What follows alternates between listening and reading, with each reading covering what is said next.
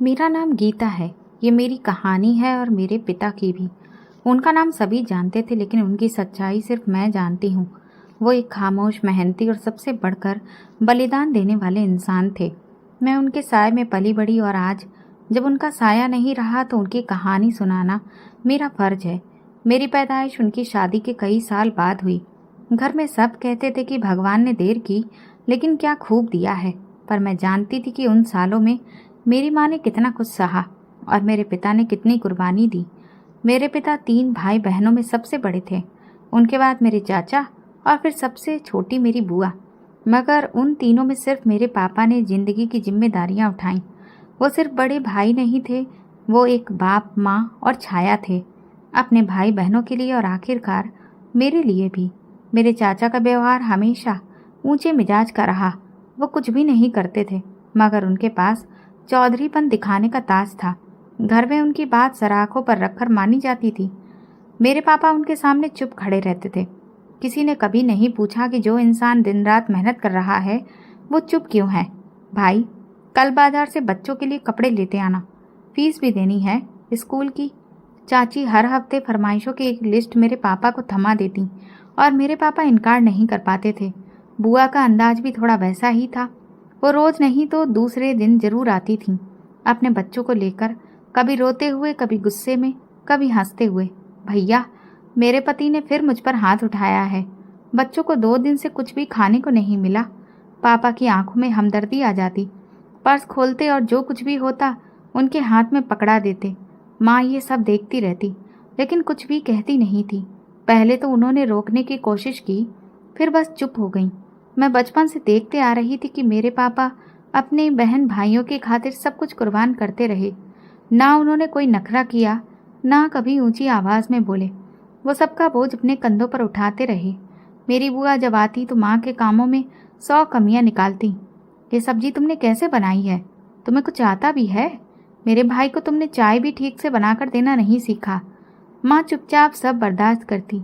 मैं छोटी थी, समझ नहीं पाती थी कि ऐसा क्यों हो रहा है, लेकिन वक्त के साथ ये सवाल मेरे अंदर जम गए। हमारे घर में मेरी माँ अक्सर चुप रहती थी, दिन भर खामोश, और रात को कुछ अजीब सी हरकतें। कभी पानी में हाथ रखकर बैठ जाती, कभी चुपचाप छत को देखती रहती और मेरे पापा वो सब देखते रहते। कोई सवाल नहीं, कोई शिकायत नहीं। तुम कुछ कहते क्यों नहीं? ये सब तुम्हारे सामने होता है। एक दिन माँ ने झुंझलाकर कहा। पापा ने बस एक बात कही, ये मेरे अपने हैं, मैं उन्हें तकलीफ में कैसे छोड़ दूं? पापा ने सब कुछ बनाया था, जमीन, दुकान, पैसा, लेकिन उन्होंने सब कुछ अपने भाई बहनों में बांट दिया। एक बार मैंने पूछा, पापा आपने सब क्यों दे दिया? वो मुस्कुराए, बेटी ये तो सब भगवान का दिया है, मैं अकेला कैसे रख सकता हूँ। मेरे चाचा अक्सर मोहल्ले में गर्व से कहते, ये सारा कारोबार तो हमारे खानदान का है, भाई ने इसे संभाला है, मगर है हम सबका। एक दिन मोहल्ले की एक दादी ने माँ से कहा, बेटी तुम्हारे पति बहुत अच्छे इंसान हैं, मगर वो अपनी अच्छाई में सब कुछ लुटा बैठेंगे। माँ ने नज़र झुकाकर जवाब दिया, क्या करें, उनका दिल बहुत बड़ा है।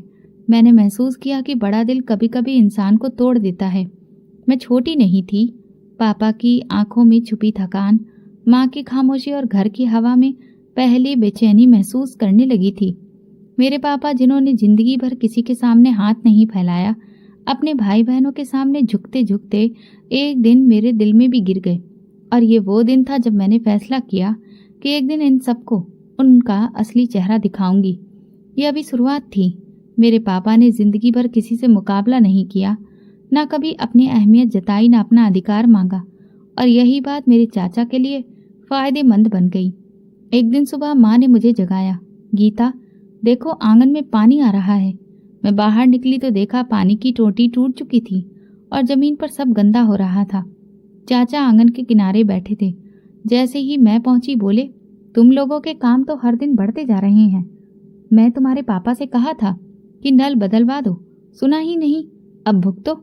मैंने कहा, चाचा आपने अगर हमें कुछ दे रखा होता तो हम खुद नल भी बदलवा लेते। वो बोले, अच्छा तो बहुत जुबान चलने लग गई है, अपने बाप पर गई हो, वो भी हमेशा ऐसे ही हैं, लेकिन कम से कम चुप रहते हैं। मैं चुप हो गई। जवाब देने का हक शायद उस वक्त मेरे पास नहीं था। मम्मी की हालत अजीब होने लगी थी। कभी वो दरवाजे की कुंडी खोलकर बैठ जाती, कभी किचन में आकर बर्तनों को बिना मतलब घुमाती। मैंने उनसे कहा, माँ क्या कर रही हो? कुछ नहीं, बस याद नहीं क्या लेने आई थी। मैंने देखा उनके बाल खुले रहने लगे थे और वो कई बार दिन के वक्त भी सोती रहती थी। एक दिन चाचा के बेटे के लिए जन्मदिन की दावत रखी गई। घर में सबने तैयारी की, लेकिन ना मुझे बुलाया गया ना मेरी माँ को। हम अपने कमरे में बैठे रहे। रात गए जब सब शोर खत्म हुआ और बर्तनों की आवाज़ बंद हुई तो माँ ने कहा, हम इस घर में होते हुए भी नहीं हैं। मैंने उनका हाथ पकड़कर कहा, माँ एक दिन ये सब खत्म हो जाएगा। अगले दिन चाची ने माँ पर बर्तन सही से ना धोने का ताना दिया। ये प्लेट तो देखो, जैसे किसी अंधे ने धोई हो।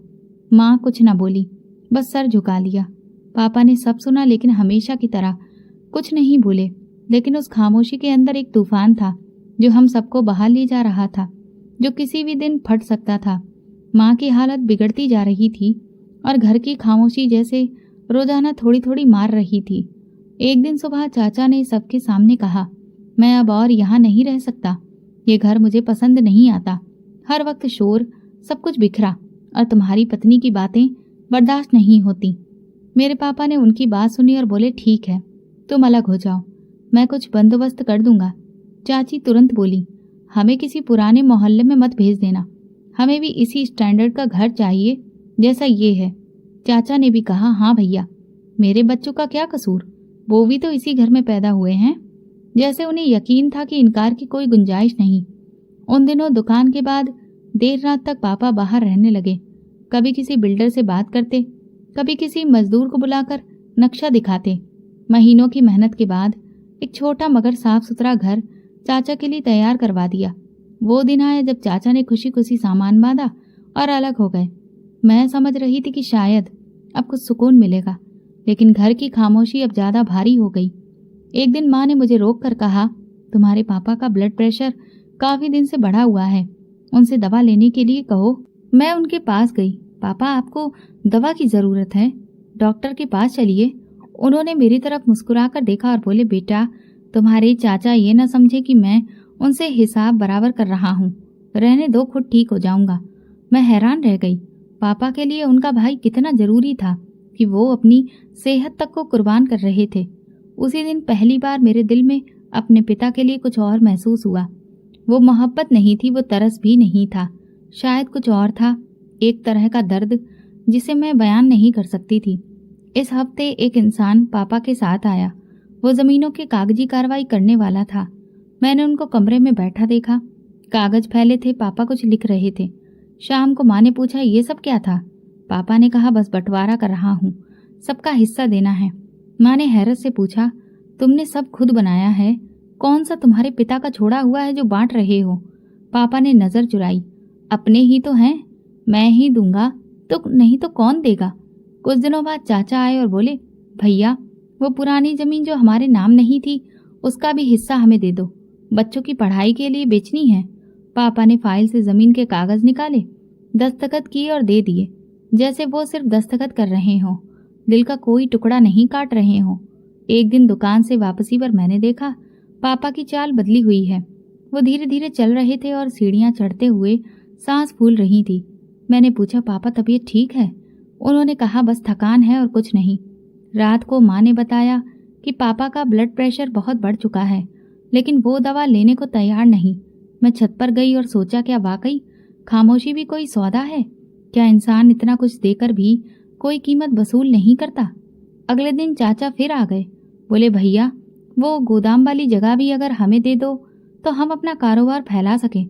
पापा ने उनकी बात सुनी और बोले, ठीक है, कल आ जाना, कागज तैयार करवा लूंगा। मैंने गुस्से से कहा, पापा बस करिए, अब क्या बाकी रह गया है? उन्होंने मेरी तरफ देखा और कहा, बेटा, मैं ज्यादा नहीं चाहता, बस रिश्ते बचाना चाहता हूँ। लेकिन मैं समझ चुकी थी कि रिश्ते सिर्फ देने से नहीं बचते, कभी कभार थोड़ा रुकना भी जरूरी होता है। घर में अब वो रौनक नहीं रही थी जो पहले होती थी। माँ अक्सर खिड़की के पास बैठ जाती और बाहर गली को देखते देखते सो जाती। पापा ने जो जायदाद सालों की मेहनत से बनाई थी, अब फाइलों में बट चुकी थी। रिश्ते भले ही बचे हुए थे, मगर अंदर से सब खाली हो चुका था। लेकिन शिकायतें खत्म नहीं हुई थी। कुछ दिन सुकून रहा, जैसे कोई आंधी आने से पहले का सन्नाटा। चाचा अपने नए घर में थे, लेकिन रोज किसी न किसी बहाने हमारे आंगन में आ धमकते। कभी पानी मांगने, कभी कोई पुरानी बात पूछने, कभी सिर्फ पापा पर नजर रखने। एक दिन सुबह माँ को दवा देने के बाद मैं झाड़ू लगा रही थी कि बुआ आ गई। उनके पीछे उनकी बड़ी बेटी भी थी। भैया कहाँ हैं? उन्होंने आते ही पूछा। मैंने इशारा किया, अंदर कमरे में आराम कर रहे हैं। वो तेजी से अंदर गई। दरवाजे की ओट से मैंने देखा वो सीधा पापा के पलंग के पास गई और बोली, भैया हमें बात करनी है। अब आप हमसे छुपा नहीं सकते। हमें पता है कि आपके पास अभी भी 2 जमीनें बची हैं जो आपने किसी को नहीं बताई। पापा ने करवट ली और हल्की आवाज में बोले, वो जमीनें बच्चों के लिए हैं, मेरी बेटी के लिए। बुआ ने गुस्से से झड़क के कहा, क्या मतलब? हम तुम्हारे सगे नहीं? क्या हमने तुम्हारे साथ जिंदगी नहीं गुजारी? तुमने तो हमेशा हमें दिया, अब भी दो हमें हमारा हक। उनकी आवाज तेज होती जा रही थी। मैं कमरे के दरवाजे पर पहुंच चुकी थी। बुआ, पापा की तबीयत ठीक नहीं है, आप बाद में बात कर लीजिए। उन्होंने मुझे घूरा। तो अब ये लड़की हमें समझाएगी? तुम लोग खुद को क्या समझते हो? अभी बात खत्म नहीं हुई थी कि चाचा भी आ गए। शायद बुआ ने उन्हें बुलाया था। अंदर आते ही बोले, भाई सीधी बात करो, तुम्हारे पास जो जमीन बची है वो हमें चाहिए, बराबर का हिस्सा। और अभी पापा ने आंखें बंद कर ली। चेहरा पीला हो चुका था, लेकिन चाचा रुके नहीं। तुमने सारी जिंदगी हमें दिया, अब क्यों रोक लिया? अब जब बेटी जवान हो गई है तो तुम्हें जायदाद का होश आ गया? मैं जैसे तैसे खुद को रोक रही थी। चाचा भगवान से तो डरिए, पापा बीमार हैं, उनके आराम का वक्त है। उन्होंने मेरी तरफ बिना देखे कहा, अब ये लड़कियां हमारे मामलों में बोलने लगी हैं। भैया तुम ही फैसला करो और अभी करो। पापा ने कहा, ये जमीन मैंने बेटी के नाम की है, इसे भी तो कुछ देना है। बुआ हंसी, बेटी को जमीन देकर क्या करोगे? वो तो कल पराये घर चली जाएगी। हमें अपने बच्चों की फिक्र करनी चाहिए, वो यहीं रहेंगे। चाचा ने जोर देकर कहा, हम कल आ रहे हैं, जमीन के कागज ले आएंगे। वो दोनों चले गए, लेकिन कमरे में जैसे बारूद छोड़ गए। पापा की सांसें तेज हो रही थीं, माथे पर पसीना था। माँ दौड़ कर आई, उनके हाथ में दवा दी, लेकिन पापा ने हाथ उठाकर मना कर दिया। नहीं, अभी नहीं। मैंने पानी का गिलास दिया और तकिया ठीक किया, लेकिन उनकी हालत वैसी नहीं थी जैसे हर दिन होती थी। शाम तक तबीयत कुछ संभली, लेकिन चेहरा बुझा हुआ था। मुझे पास बुलाकर धीरे से कहा, गीता कभी किसी को मत बताना कि घर के मर्द भी रो सकते हैं। मैंने उनका हाथ पकड़ा, लेकिन मेरे अंदर जैसे पत्थर सा एहसास बैठ चुका था। अगले दिन चाचा सच में आ गए, हाथ में कागज लेकर। बस दस्तखत कर दो ताकि बाद में कोई दिक्कत ना हो। पापा ने कागज देखे और धीरे से कहा, कुछ दिन और दे दो, मैं सोच लूं। चाचा गुस्से से खड़े हो गए। ये तो हमने कभी सोचा ही नहीं था कि तुम इनकार कर दोगे। तुम तो वही हो ना जो हमारी हर बात मानते थे। अब तुम बदल गए भैया। बुआ पीछे से बोली, बदलेंगे? क्यों नहीं? बेटी जो जवान हो गई है, इसे दहेज भी चाहिए, सोना भी, जमीन भी। पापा कुछ नहीं बोले, लेकिन मेरी बर्दाश्त अब खत्म हो चुकी थी। बुआ, पापा ने आप लोगों को जिंदगी भर दिया। अगर अब वो अपने लिए या मेरे लिए कुछ रखना चाहे तो ये आपको क्यों चुभ रहा है? बुआ ने तेज आवाज में कहा। बहुत जुबान लड़ाने लगी है, इसीलिए कहते थे बेटियों को इतना मत पढ़ाओ। चाचा ने आखिरी बार कहा, भैया हम तुम्हें वक्त दे रहे हैं, लेकिन ज्यादा नहीं। उस दिन के बाद पापा की तबीयत और बिगड़ गई। वे बिस्तर पर ज्यादा वक्त गुजारने लगे। खाने का मन नहीं करता था, दवा से इनकार कर देते और दिन भर खिड़की की तरफ खामोशी से देखते रहते। माँ बार बार कहती, ये सब उस दिन की लड़ाई का असर है। मैं हर रोज उनकी तबीयत का उतार चढ़ाव देखती और समझ जाती थी कि वो सिर्फ शारीरिक रूप से नहीं, अंदर से भी टूट रहे हैं। सुबह का वक्त था, माँ पूजा कर रही थी और मैं किचन में नाश्ता तैयार कर रही थी। पापा रोज की तरह आंगन में बैठे थे। मैंने दूध गर्म करने के बाद उनके लिए चाय रखी और वापस अंदर आ गई। कुछ लम्हों के बाद एक जोरदार आवाज आई, जैसे कोई चीज गिरी हो। मैं दौड़कर बाहर गई तो देखा पापा जमीन पर गिरे थे। उनका शरीर घिसटा हुआ था, एक तरफ का हाथ बेजान और चेहरा टेढ़ा हो गया था। पापा, मैं जोर से चीखी। माँ भी भागकर आ गई। पापा कुछ बोलने की कोशिश कर रहे थे, लेकिन जुबान साथ नहीं दे रही थी। मैंने तुरंत पड़ोस के अंकल को आवाज दी, जो दौड़ते हुए आए और नब्ज चेक की और कहा, तुरंत अस्पताल लेकर जाओ।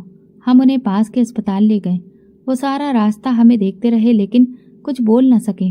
उनकी आंखों में ऐसी बेबसी थी जो शायद किसी बेटी से देखी नहीं जाए। अस्पताल में डॉक्टर ने चेकअप के बाद बताया उनके दिमाग के एक हिस्से पर डैमेज हुआ है। बोलने और चलने फिरने में अब वे मोहताज हो गए हैं। इलाज शुरू करना होगा वरना और भी ज़्यादा दिक्कत बढ़ सकती है। माँ ने कहा, डॉक्टर साहब जो ज़रूरी हो वो करिए, बस उन्हें बचा लीजिए। पापा को वार्ड में शिफ्ट कर दिया गया। मैंने चाचा को कॉल की, फिर बुआ को भी जानकारी दी। दोनों ने कहा हम देखते हैं, अगर आ सके तो आएंगे। पर 3 दिन गुजर गए, किसी ने दरवाज़ा भी नहीं खटखटाया।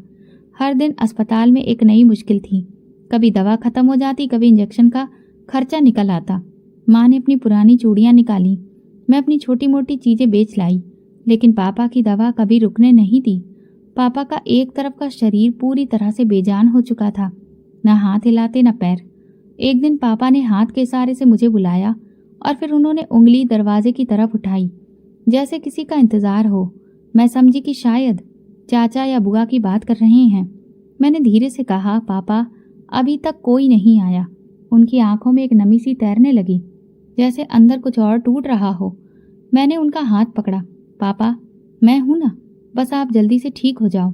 डॉक्टर ने 3 दिन बाद हमें इजाज़त दी कि पापा को घर ले जा सकते हैं, लेकिन इलाज जारी रखना होगा। हम उन्हें घर ले आए। वही आंगन, वही चारपाई, वही दरवाज़ा, सब कुछ वैसा ही था। सिर्फ पापा अब वो नहीं रहे थे। पापा के लिए दूसरा कमरा तैयार किया गया। उनके बेड के पास दवा, पानी, कपड़े सब कुछ रखा गया। मैंने उन्हें हर वक्त साफ रखना, वक्त पर दवा देना और उनके इशारों को समझने की आदत बना ली। एक दिन मैंने पूछा, पापा कोई बात है जो आप कहना चाहते हैं?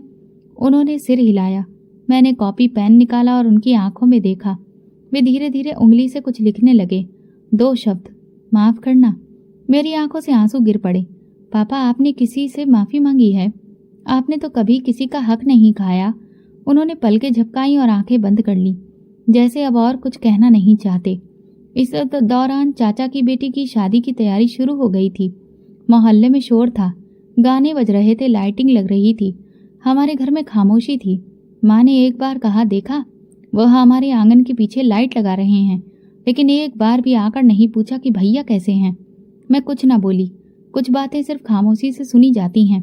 अब जिंदगी का हर दिन उनके इशारों, दुआओं और यादों के साए में गुजरने लगा था, और मैं जो कभी उनके साए में जीती थी अब उनकी साया बन चुकी थी। पापा को बिस्तर पर गए कई हफ्ते हो चुके थे।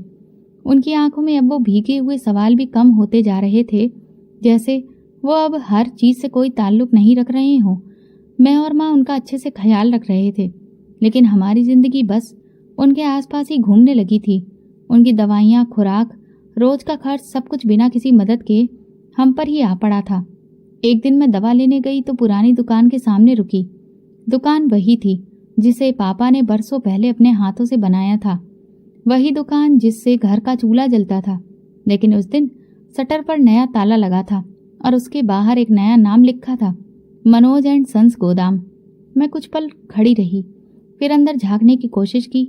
अंदर कुछ लोग माल उतार रहे थे। मैंने उनमें से एक मजदूर से पूछा, ये दुकान कब से गोदाम बनी है?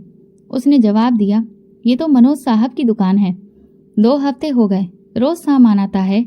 मेरे दिल में हलचल हो गई। मनोज यानी मेरे चाचा। मैं सीधा घर लौटी और माँ को बताया। वो सुनकर खामोश हो गई और फिर बोली, मैंने कुछ दिन पहले सुना था कि वो किसी नए कारोबार की बात कर रहे थे, लेकिन बेटा ये दुकान पापा की थी। मैं बोली, अब शायद नहीं रही। उसी दिन शाम को मैं चाचा के घर जाने का फैसला किया। चाची ने दरवाज़ा खोला। अंदर गई तो चाचा अपने स्टडी रूम में बैठे थे। मेज पर नक्शे बिखरे थे और हाथ में पेन। चाचा, मुझे आपसे कुछ बात करनी है। उन्होंने नज़र उठाई और कुर्सी से पीछे होकर बोले, कहो क्या दिक्कत है? वो जो दुकान थी वो तो पापा की थी, लेकिन अब वो गोदाम बन चुकी है। चाचा गुस्से में बोले, हाँ तो अब तुम यहाँ हिसाब किताब रखने लग गई हो? चाचा, वो दुकान हमारी रोजी रोटी का जरिया थी। पापा का मालिकाना हक था उस पर। उन्होंने पेन मेज पर रखा और कुर्सी घुमाकर मुझे मुंह मोड़ लिया। फिर हंसकर बोले, देखो गीता, तुम लड़की हो और लड़कियां इन कामों में नहीं बोलती। तुम अपने पापा का इलाज कराओ, बिजनेस हम खुद ही संभाल लेंगे। मैं सिर्फ इतना चाहती हूँ कि जो हमारा हक है वो हमें वापस दिया जाए। हक जो तुम्हारे बाप ने खुद मुझे दुकान देकर दिया था। उन्होंने खुद जुबान से कहा था, और तुम जानती हो भैया का कहा हर शब्द आखिरी होता है। कोई कागज, कोई सबूत? चाचा ने गुस्से से मुड़कर मुझे देखा। तुम मुझसे सबूत मांग रही हो? तुम एक लड़की हो और तुम्हारे जैसे लोग सिर्फ सवाल कर सकते हैं, फैसला नहीं। अब वक्त बदल चुका है। मैं लड़की हूं लेकिन कमजोर नहीं, मैंने कहा। चाचा हंसकर बोले, तुम्हें भी देख लेंगे। जो अपने पापा को नहीं संभाल सकी वो बिजनेस की दुनिया क्या संभालेगी? ये तुम्हारे जैसे लोगों के लिए नहीं है। मैं चुपचाप वापस आ गई, लेकिन दिल में पहली बार एक चिंगारी महसूस हुई। मैंने फैसला किया कि अब कानूनी मदद ली जाए। जब माँ को बताया तो वो घबरा गई। बेटी, दुश्मनी पालना आसान नहीं होता। माँ, ये दुश्मनी नहीं, हमारा हक है। अगर अब हम चुप रहे तो कुछ भी नहीं बचेगा। मैं मोहल्ले के एक वकील के पास गई, उन्हें सारी बात बताई और जमीन जायदाद के कागज भी दिखाए। उन्होंने ध्यान से देखा, फिर कहा, अगर आपके पास असली दस्तावेज हैं तो आप कानूनी दावा कर सकती हैं। मैंने पापा की पुरानी फाइलों में से कुछ कागज निकाले, लेकिन काफ़ी कागज गायब थे। वकील ने कहा, ऐसा लगता है कि जानबूझकर रिकॉर्ड से कुछ निकाला गया है, मगर हम जांच कर सकते हैं। रात में पापा के पास बैठी थी। उनकी आंखों में थकान और चेहरे पर खामोशी थी। मैंने धीरे से उनका हाथ पकड़ा और कहा, मैं सब कुछ वापस लेना चाहती हूँ। उन्होंने नज़र मेरी तरफ घुमाई और इशारा किया, जैसे पूछ रहे हो क्या? जो हमारा हक था, जो हमारा सपना था, वो ज़मीन, वो दुकान, मैं आपके लिए लड़ना चाहती हूँ। पापा की आंखों में एक चमक उभरी, जैसे उनके अंदर की रोशनी थोड़ी सी लौट आई हो। घर पूरी तरह से दो लोगों पर टिका था, मैं और माँ। पापा तो चारपाई पर लेटे थे, ना कुछ कह सकते थे, ना खुद हिल सकते थे। सुबह से शाम तक उनकी देखभाल होती थी, लेकिन अब धीरे धीरे गरीबी हमारे दरवाजे पर आ चुकी थी। ज़रूरतें बढ़ चुकी थीं, दवाइयों की लिस्ट लंबी हो गई थी और पैसे कम। पापा की बचत लगभग ख़त्म हो चुकी थी और आमदनी का कोई जरिया नहीं बचा था। एक दिन माँ ने कहा, मैं सोच रही हूँ मोहल्ले के 2 घरों में सफाई का काम पकड़ लूँ, सुबह जाकर 2 घंटे काम कराऊंगी। मैंने उनसे कहा, नहीं, आप ये नहीं करेंगी, मैं कुछ कर लूँगी। बेटी, तुम पापा को देखती हो, उनका सब कुछ तुम्हारे ही कंधों पर है। मैंने मन में ठान लिया, हम दोनों मिलकर कुछ ना कुछ कर ही लेंगे। वह अगले ही दिन सुबह चली गई। मैं किचन में बैठी आटा गूंथ रही थी कि पापा ने आंखों से इशारा किया। मैंने उनसे पूछा, पापा क्या चाहिए? उन्होंने दरवाजे की तरफ देखा, फिर हाथ से इशारा किया, जैसे किसी को काम करते हुए देखा हो। मैं समझ गई, माँ काम पर गई है। उनकी आंखों में दुख था, जैसे वो खुद को कसूरवार समझ रहे हों। मैंने उनका हाथ पकड़ा, पापा फिक्र मत करिए, हम सब संभाल लेंगे। मोहल्ले की औरतें माँ को देखती तो कुछ हमदर्दी, कुछ हैरत और कुछ तंज भरी नजरें डालती, लेकिन माँ ने सब चुपचाप सह लिया। वो रोजाना 2 घरों में सफाई करती, बर्तन धोती और कुछ पैसे लाकर मेरी हथेली पर रख देती। देखो, आज 50 रुपए ज्यादा मिले। माँ के चेहरे पर एक अजीब सी थकान और फिक्र दोनों होती। मैंने एक दिन फैसला किया कि सिलाई मशीन निकाल कर दोबारा काम शुरू करूंगी। पुरानी मशीन माँ को दहेज में मिली थी, जिसे लंबे समय से किसी ने हाथ तक नहीं लगाया था। मैंने उसे साफ किया, तेल डाला और पुराने कपड़ों से शुरुआत की। पहले दिन मोहल्ले की विमला ने अपनी बेटी के कपड़े सिलने को दिए। 2 दिन बाद संगीता का ऑर्डर आया। धीरे धीरे काम चलने लगा। मैं दिन में कपड़े सिलती और शाम को पापा के पास बैठकर उनकी देखभाल करती। माँ सुबह से दोपहर तक घरों में काम करके आती, फिर खाना बनाती और मेरे साथ सिलाई में हाथ बटाती।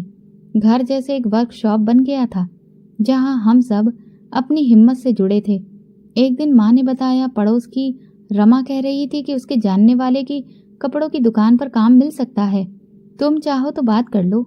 मैंने हाँ कहा और 2 दिन बाद वो उस दुकान पर गईं। वापसी पर माँ के चेहरे पर मायूसी थी। कहते हैं कि तुम अकेली लड़की हो, घर के काम संभाल रही हो, वक्त पर काम करके कैसे दोगी? मैंने कहा, कोई बात नहीं माँ, हम धीरे धीरे ही अपना काम बढ़ा लेंगे। पापा मुझे रोज कुछ इशारे करते, कभी पैर की तरफ, कभी खिड़की की तरफ। मैं उनसे कहती, एक दिन आप खुद बाहर जा सकेंगे, अभी आराम करिए। कभी वो रात को सोते वक्त मुझे अपने पास बुलाते और ऐसा लगता जैसे कुछ कहना चाहते हों, लेकिन शब्द नहीं निकलते। मैं बस इतना कहती, आपने ही हमें मजबूत बनाया, अब हमारी बारी है। घर के हालात थोड़े संभलने लगे थे, लेकिन मोहल्ले में हमारे बारे में बातें बढ़ने लगी थीं। बाप बीमार है, माँ काम वाली बाई बन गई है, बेटी सिलाई करती है। इनका तो सब खत्म हो गया, एक दिन मैंने 2 औरतों को ये कहते सुना। मैं चुप रही, क्योंकि अब मेरे पास जवाब देने का वक्त नहीं था, काम करने की जिम्मेदारी थी। इसी दौरान मैंने सोचा कि कुछ जमीन है जो पापा के नाम पर थी, उनके कागज संभालूं। मैंने पुरानी अलमारी खोली और फाइलें ठीक करने लगी। कुछ कागज अधूरे थे, शायद पापा कभी पूरा करने का वक्त नहीं निकाल सके। मैंने वकील से बात की और फाइलें दिखाई। उन्होंने कहा अगर ये पूरी हो जाए तो आपका केस बन सकता है, लेकिन पहले आपको अपने नाम की कानूनी हैसियत लेनी होगी। एक नया रास्ता खुल रहा था, लेकिन उस रास्ते में भी अंधेरा था। अब मेरे लिए दिन और रात बराबर हो चुके थे। सिलाई, कागजात, दवा, सफाई और माँ के साथ घर संभालना। सुबह का वक्त था, माँ नाश्ता बना रही थी और मैं सिलाई मशीन पर आखिरी कपड़े की सिलाई कर रही थी। पापा कमरे में अपनी चारपाई पर लेटे थे। उनके चेहरे पर आज कुछ खास बेचैनी थी, जैसे नींद पूरी न हुई हो या रात भर कोई दर्द सताया हो। मैंने मशीन बंद की और उनके पास जाकर धीरे से पूछा, पापा ठीक हैं? उन्होंने धीरे से पलक झपकाकर हाँ का इशारा दिया, लेकिन उनकी सांसें थोड़ी तेज थीं। मैंने हाथ पकड़ा तो महसूस हुआ पसीना आ रहा है और उनकी उंगलियां ठंडी पड़ रही हैं। मैंने तुरंत माँ को आवाज़ लगाई, जल्दी आओ, पापा की तबीयत अजीब है। वो दौड़ कर आई और पापा के माथे पर हाथ रखा। फिर पलंग के नीचे से डॉक्टर की दी हुई कुछ पुरानी दवाइयाँ निकालने लगी। मैंने मोबाइल से पास के उस क्लिनिक पर कॉल की जहाँ से पहले भी दवा ली थी, लेकिन रविवार होने की वजह से वो बंद था। पापा का शरीर कांपने लगा, टांगें हल्का सा झटका लेने लगी और चेहरा सफ़ेद हो चुका था। मैंने पानी पिलाने की कोशिश की, लेकिन वो निगल नहीं पा रहे थे। माँ ने कहा हमें अस्पताल जाना पड़ेगा, ये मामूली अटैक नहीं लगता। मैं रोने लगी। पैसे कहाँ से आएंगे? पर्स में 200 रुपये भी नहीं। मैंने पर्स खोला तो कुछ पैसे सिलाई से बचे थे, लेकिन वे किसी एम्बुलेंस या शहर के अस्पताल तक ले जाने के लिए काफ़ी नहीं थे। मैंने एक लंबी सांस ली, फिर दुपट्टा ओढ़ा और चाचा के घर की तरफ दौड़ पड़ी। दरवाजे पर दस्तक दी। थोड़ी देर बाद दरवाज़ा खुला और चाची नजर आईं। उनके हाथ में चाय का कप था, चेहरे पर सुबह की सुस्ती। मुझे देखकर उनके माथे पर बल पड़ गए। हाँ, क्या बात है? चाचा से मिलना है, पापा की तबीयत बहुत खराब है, अस्पताल ले जाना है। उन्होंने आवाज़ लगाई, सुन रहे हो मनोज, तुम्हारी भतीजी आई है, भाई साहब की हालत खराब है। चाचा अंदर से आए, पैंट शर्ट पहनी थी, जैसे कहीं जाने को तैयार हों। उन्होंने मुझे ऊपर से नीचे तक देखा और बोले, हाँ क्या हुआ पापा को? चाचा दूसरा अटैक लग रहा है, हाथ पैर कांप रहे हैं, अस्पताल ले जाना है। मेरे पास किराया भी नहीं है, आप साथ चलिए प्लीज़। उन्होंने ठंडी सांस ली, फिर कहा, देखो गीता, मेरे पास आज बहुत काम है, बिजनेस की मीटिंग है और तुम्हें तो पता है मैं हर बात पर तुरंत नहीं चल सकता। चाचा, पापा की जान खतरे में है, बस शहर तक ले जाना है, गाड़ी दे दीजिए या किराया ही दे दीजिए। उन्होंने कुर्सी खींचकर बैठते हुए कहा, मैंने तुम्हारे पापा की जिम्मेदारी नहीं ली है। मेरे गले में जैसे कुछ अटक गया। चाचा, आपने दुकान ली, जमीन ली, गोदाम बनाया, सब कुछ आपके पास है, कम से कम पापा को तो बचा लीजिए। उन्होंने नजरें चुरा ली।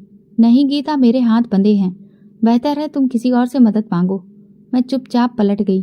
पैर भारी हो चुके थे, आंखों से आंसू बह रहे थे, लेकिन वक्त रोने का नहीं था। जैसे तैसे मोहल्ले के एक जानने वाले से गुजारिश करके उनकी पुरानी गाड़ी में पापा को अस्पताल ले गए। छोटा सा सरकारी अस्पताल, चारों तरफ अव्यवस्था और डॉक्टर ऐसे जो ध्यान नहीं देते।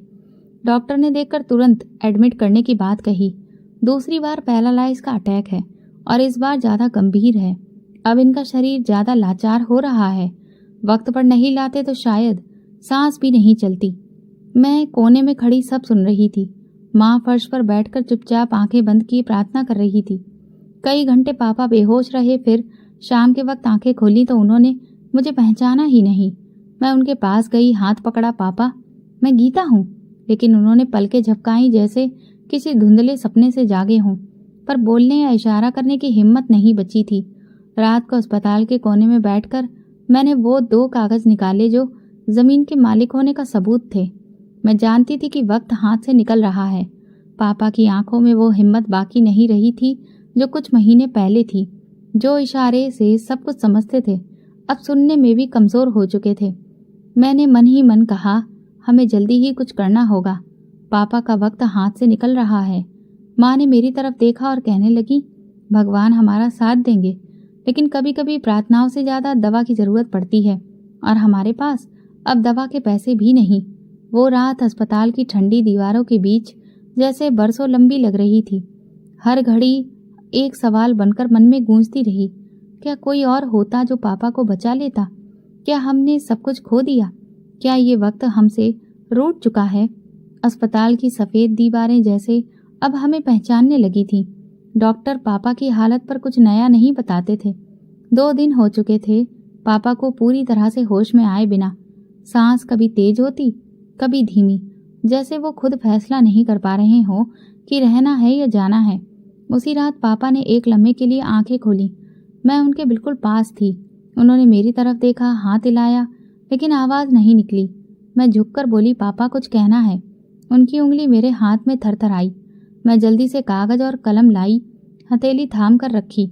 उन्होंने थोड़ा सा हाथ हरकत में लाने की कोशिश की। सिर्फ एक शब्द लिखा, माफ़। मैंने आंखें बंद कर ली और सर झुका लिया। नहीं पापा, आपने कुछ गलत नहीं किया। जो किया वो फ़र्ज था, मोहब्बत थी। सुबह हुई तो पापा की सांस धीमी हो गई। माँ ने उनके सिर पर हाथ रखा और फिर वो लम्हा भी आ गया जब मशीन की बीप धीमी होती गई। डॉक्टर आया और बोला, हम उन्हें बचा नहीं सके। वक्त जैसे रुक गया। माँ की चीख निकली। मैं उनके कंधों से लिपट गई। पापा खामोशी से वो जंग हार चुके थे जो उन्होंने बरसों लड़ी थी, बिना आवाज़, बिना शिकायत, बिना बदले के। अस्पताल के कमरे में सन्नाटा छा गया। डॉक्टर कागज़ों पर दस्तखत कर रहे थे, नर्स वार्ड में सफाई कर रही थी और हम अपने पापा का शरीर ले जाने की तैयारी कर रहे थे। घर पहुंचे तो कुछ पास के रिश्तेदार जमा होने लगे। किसी ने अंतिम विदाई की तैयारी संभाली, किसी ने कपड़े। मैंने चाचा को कॉल किया। फ़ोन बजता रहा, फिर बंद हो गया। बुआ का नंबर भी बंद जा रहा था। हमने एक बार फिर खुद ही सब कुछ संभाला।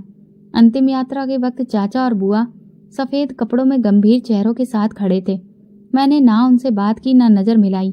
घर वापस आकर माँ पहली बार जोर से रोई। मैं उनके साथ बैठी थी, लेकिन मेरे अंदर जैसे कुछ खत्म हो चुका था। गुस्सा, दुख और वो खामोश नफरत जो अंदर पल रही थी, अब पूरी तरह मेरे वजूद में उतर चुकी थी। रात को दरवाज़ा खुला, चाचा आए। उनके साथ उनका बेटा भी था। वो बस अफसोस करने आए थे। भैया हमारे लिए सब कुछ थे। माँ ने नज़रें झुका ली। मैं चुप रही। चाचा ने कहा, मैं सोच रहा हूँ अब ये घर तुम लोगों के लिए काफ़ी बड़ा हो जाएगा। अगर तुम लोग चाहो तो कुछ हिस्सा हमें दे दो। इसे बेचकर कुछ और कर सकते हैं। मेरे अंदर कुछ टूट गया। मैंने धीरे से बोला, चाचा, अभी पापा को गए हुए 24 घंटे भी नहीं हुए और आप जायदाद की बात कर रहे हैं। वो बोले, अरे नहीं बेटा, गलत मत समझो। मेरा मतलब सिर्फ ये था कि कुछ समझदारी से चलो। मैंने उन्हें दरवाजे की तरफ इशारा किया। आज के दिन आप चले जाइए, हम खुद समझदारी से काम ले लेंगे। चाचा बिना कुछ बोले पलट गए। उनका बेटा पीछे था, नजरें झुकाए हुए। अगले दिन बुआ आई। भैया चले गए, हम भी अकेले हो गए। माँ ने कोई जवाब नहीं दिया। वो बस सर झुकाकर बैठी रही। बुआ बोली, वो पुरानी ज़मीन है ना जो शहर में है, अगर तुम लोग चाहो तो हम सब में बांट लो ताकि कोई झगड़ा ना हो। माँ ने उठकर मेरी तरफ देखा। मैंने जवाब दिया, जिस ज़मीन की बात कर रही हैं वो मेरे पापा के नाम पर थी, तो वो आज हमारे पास है। अगर आपको शक है तो अदालत जा सकती हैं। बुआ चुप हो गई। कुछ देर बैठी, फिर उठकर चली गई। पापा की यादें घर की दीवारों से झांकने लगी थी। उनका सारा सामान वहीं था, लेकिन वो नहीं थे। मेरे अंदर एक फैसला अब अटल हो चुका था। अब किसी को बख्शा नहीं जाएगा। ज़मीन, दुकान, घर जो भी था वो सिर्फ हमारा था और पापा की आखिरी सांस ने मुझे एक नई लड़ाई के लिए तैयार कर दिया था। पापा के जाने के बाद जैसे हमारी जिंदगी एक नए मोड़ पर आ गई थी। आंगन की दीवारों पर अब उनकी परछाइयां बाकी थीं और कमरे की खामोशी उनकी मौजूदगी का एहसास दिलाती थी। माँ चुपचाप रहने लगी थी और मैं दिन भर व्यस्त रहने की कोशिश करती ताकि रात आसानी से गुजर जाए। कई दिन गुजर गए, सब कुछ ऐसे ही चलता रहा। चाचा और बुआ का कोई भी संदेश नहीं आया। उस रात माँ सो चुकी थी और मैं छत पर बैठी मोबाइल की टॉर्च में कुछ सिलाइयाँ कर रही थी। आसमान साफ था, लेकिन अंदर एक अजीब सी बेचैनी थी जो सोने नहीं दे रही थी। मैं कमरे में आई तो एक कोने में पापा का वो पुराना रुमाल रखा था जिस पर उन्होंने कभी मेरा नाम कढ़ाई करवाया था। रात के किसी पहर सपना आया। पापा सामने खड़े थे, सफ़ेद कपड़ों में, बाल अच्छे से संवरे हुए और चेहरे पर वही नमी जो मैं हमेशा देखती थी। उन्होंने मेरी तरफ देखा और धीरे से बोले, बेटी, भगवान इंसाफ ज़रूर करता है। तुमने जो बर्दाश्त किया उसका हिसाब वो खुद लगाएगा। बस सब्र रखो, वक्त आने वाला है। मैंने उनकी तरफ बढ़कर कहा, पापा आप क्यों चले गए? अभी तो हमें बहुत कुछ वापस लेना था। उन्होंने हल्की मुस्कान के साथ कहा, हर चीज़ का वक्त होता है और इंसाफ के लम्हे आते ही सच खुद सामने आ जाता है। तुम बस अपना दिल सख्त मत होने देना। मैं एकदम से जाग गई। पसीना माथे से बह रहा था, दिल जोर जोर से धड़क रहा था। सुबह सूरज अभी निकला ही नहीं था कि दरवाजे पर तेज दस्तक हुई। मैं जल्दी से दरवाजा खोलने गई। मोहल्ले का नवीन खड़ा था, चेहरे पर हवाइयाँ उड़ रही थीं। गीता दीदी, आपने सुना क्या? मनोज चाचा के वेयर हाउस में रात को आग लग गई। पूरा गोदाम जल गया, लाखों का माल राख हो गया। मैं एक लम्हे को कुछ नहीं कह पाई। वो बोलता रहा। यही नहीं, उनका घर भी जल गया। आग वहां तक फैल गई। उनके 2 बच्चे। क्या हुआ बच्चों को? मैंने पूछा। वो जल गए। बाहर निकलने का वक्त नहीं मिला। चाची बेहोश हैं। चाचा को होश नहीं कि क्या हो रहा है। नवीन चला गया और मैं अंदर आ गई। माँ जाग चुकी थी और मैंने उन्हें पूरी बात बताई। माँ सुनकर खामोश हो गई।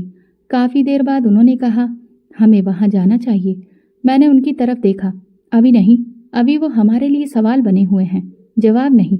दोपहर तक मोहल्ले भर में एक ही खबर घूम रही थी, मनोज के वेयर हाउस का जलना, उनका कारोबार खत्म हो जाना और 2 जवान बेटों की मौत। हर जुबान पर यही था, जुल्म का बदला मिला है। शाम को हमारे घर बुआ आई। वो दरवाजे पर खड़ी थी, चेहरे पर आंसुओं के निशान। गीता, तुमसे एक बात कहनी है, अंदर आ सकती हूँ? मैंने दरवाज़ा खोला। वो आई और फर्श पर बैठ गईं। माँ भी आ गई। बुआ ने कहा, बेटी, जो हुआ वो हमारा अंजाम है। हमने तुम्हारे पापा का दिल दुखाया, तुम लोगों को अकेला छोड़ा और हमने आज सब कुछ खो दिया। आज ना घर है ना बच्चे। मैं खामोशी से सुन रही थी। हमें माफ़ कर दो। मनोज भी तुमसे माफ़ी मांगना चाहता है। वो होश में नहीं है, लेकिन जो कुछ हो चुका है उसने हमें तोड़ दिया है। मैंने माँ की तरफ देखा। वो नज़रें झुकाए बैठी थी। पापा सपने में आए थे। मैंने धीरे से कहा, उन्होंने कहा था इंसाफ जरूर होगा। बुआ ने मेरे पैर पकड़ने की कोशिश की। मैंने जल्दी से रोका। नहीं बुआ, हमें रिश्ते निभाना आता है, लेकिन आपने उन्हें तोड़ा। एक दिन मनोज खुद माफ़ी मांगेगा, तब भी इतनी ही हिम्मत दिखाना। मैंने दरवाज़ा बंद किया और कहा, ये वक्त का पलटना है। तुम्हारे पापा की आत्मा अब शायद सुकून में है। मैंने माँ को देखकर सिर हिलाया।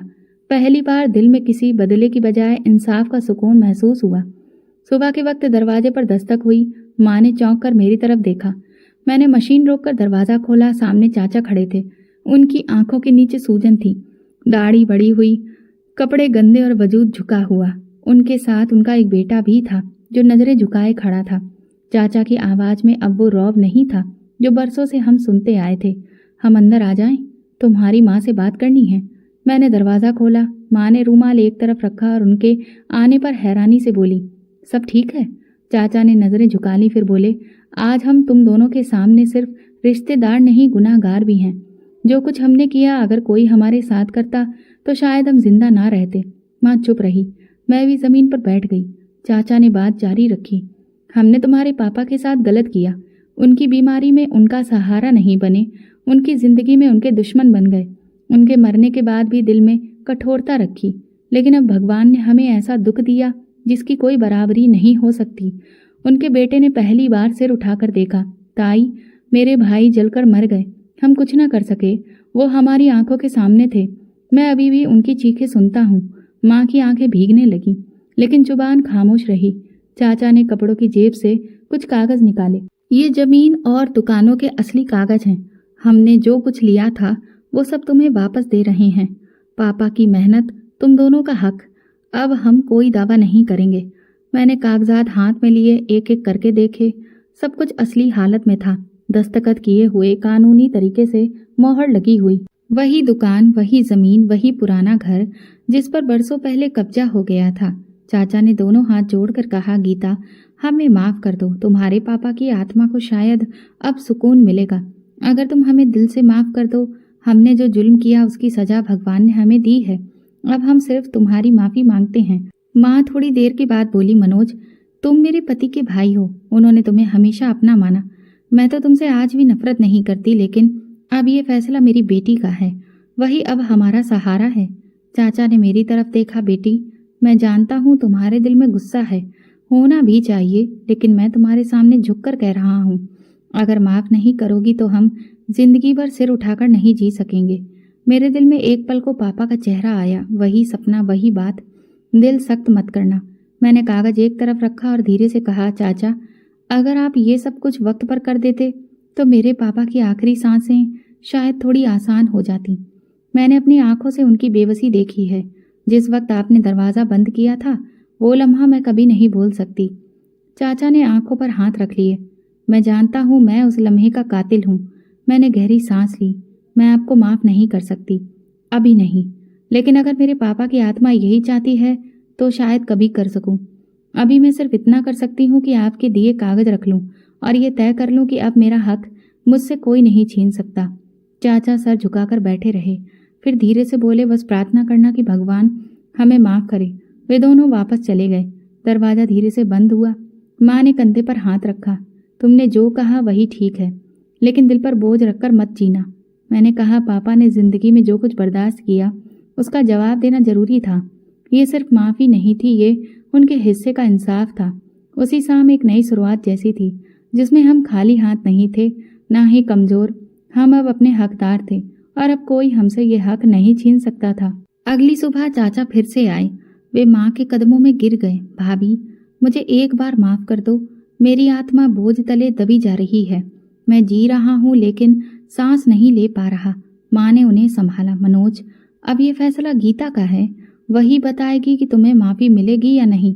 चाचा मेरी तरफ देखने लगे। बेटी, जो हो चुका है उसकी भरपाई मुमकिन नहीं, लेकिन मैं चाहता हूँ कि मरने से पहले तुम्हारा दिल साफ हो जाए। मैंने उनकी तरफ देखा और साफ कहा, चाचा, मेरे पापा का कातिल कोई अजनबी नहीं था, आप थे। आपने उनकी अच्छाई का बदला इनकार से दिया, उनकी बीमारी में पीठ दिखा दी और आखिरी वक्त में दरवाज़ा बंद किया। चाचा ने आंखें झुका ली। सच में मैं मुजरिम हूँ, तो फिर आपको माफ़ी नहीं सज़ा चाहिए, और वो सज़ा ये है कि आप सारी ज़िंदगी मेरे पापा का नाम लेकर जिएं और रोज़ याद करें कि आपने क्या खोया। चाचा ने सिर हिलाया और वापस चले गए। माँ कुछ कहना चाहती थी मगर मैं कमरे में आ गई। उस रात फिर वही सपना आया। पापा सामने खड़े थे, लेकिन इस बार चेहरे पर सुकून था, कम और इंतज़ार ज़्यादा। बेटी, तुमने बहुत कुछ झेला, जो हम नहीं बोल सके वो तुमने कह दिया, लेकिन अब उसे छोड़ दो, माफ़ कर दो, ताकि तुम भी आज़ाद हो सको। मैंने कहा, पापा, आपकी बेबसी का वो लोग मजाक बनाते रहे। आपकी बेटी को ज़मीनों के बदले चुप रहने को कहा गया। पापा ने नरमी से कहा, लेकिन अब इंसाफ पूरा हो चुका है। अब माफ़ी देकर उनसे नहीं, खुद से रिहाई पाओ। मैं जाग गई। सुबह शहर में चहल पहल करते करते दरवाजे के बाहर वही चाचा खड़े नजर आए। उनकी आंखों में अब वो घमंड नहीं था जो मैं बरसों से देखती आई थी। हाथ में एक थैला था जिसमें पापा की पुरानी तस्वीर और एक खत था। ये मैंने संभाल कर रखा था। वो पापा की आखिरी निशानियां थीं। मैंने थैला लिया और अंदर जाकर वो चिट्ठी पढ़ी। शायद पापा ने मेरी पैदाइश के वक्त लिखी थी। मेरी बेटी, अगर कभी मेरी खामोशी तुम्हें तकलीफ दे तो समझ लेना कि मैं सब कुछ तुम्हारे लिए चुपचाप सह गया, लेकिन एक दिन तुम बोलना, सबके सामने सच के लिए। मेरी आंखों में नमी आ गई। मैं बाहर गई। चाचा अभी भी वहीं थे। चाचा, पापा कहते थे कि दिल सख्त मत करना। शायद यही वो पल है। मैं आपको माफ़ करती हूँ, लेकिन ये माफ़ी उन तमाम दिनों की कीमत पर दी गई है जिनमें मेरे पापा ने खुद को कुर्बान कर दिया। चाचा ने सिर झुका लिया। कुछ देर बाद चाचा वापस चले गए। मैंने थैली में रखा पापा का सामान चारपाई पर रखा, जो अभी घर के कोने में वैसे ही था। पापा, मैं माफ़ कर चुकी हूँ, जैसे आपने कहा था, लेकिन अब कोई और नहीं आपकी जगह ले सकेगा, ना मेरी। और इस कहानी का अंत माफ़ी पर हुआ। लेकिन ये सिर्फ कमज़ोरी नहीं थी, ये एक बेटी की परवरिश थी जो इंतकाम से आगे निकलकर पिता की सीख को अपनाते हुए जीती रही। और शायद यही असली इंसाफ था। दोस्तों, अगर आपको हमारी कहानी पसंद आई हो तो कमेंट करके ज़रूर बताएं। वीडियो को लाइक करें और ज़्यादा से ज़्यादा शेयर करें। अगर आप चैनल पर नए हैं तो सब्सक्राइब जरूर करें और नोटिफिकेशन बेल दबाएं ताकि अगली अपडेट सबसे पहले आपको मिले। धन्यवाद।